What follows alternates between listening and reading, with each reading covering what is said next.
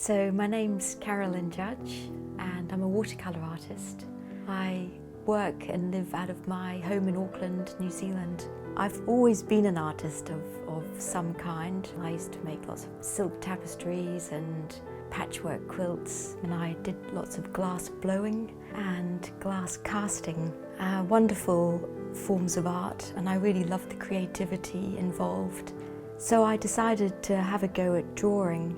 I drew many drawings, hundreds of drawings, and I think at that point I had good bones to then start a painting, and there was no question to me that I was going to paint with watercolour. So to get into watercolour was just so natural for me. I never even considered any other medium. So I picked up a paintbrush and realised at that point learning to draw was just a small part of the journey. Learning to paint watercolours was really hard to do.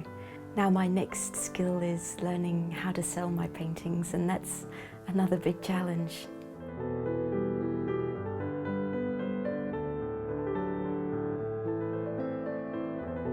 When I'm just walking along, I often have my camera with me, and if I see a person that's got a very painterly face, I ask if I can take their photograph. I've done quite a few portraits in watercolour. It's very challenging. I've done some that I'm very pleased with. And I don't see a time when I'm ever going to stop painting with watercolour. My goal is to find representation with a gallery.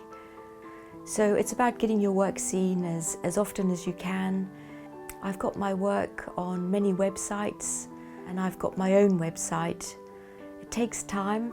I guess people like John Constable didn't get fame and fortune overnight. It takes years, and you just got to keep trying and trying.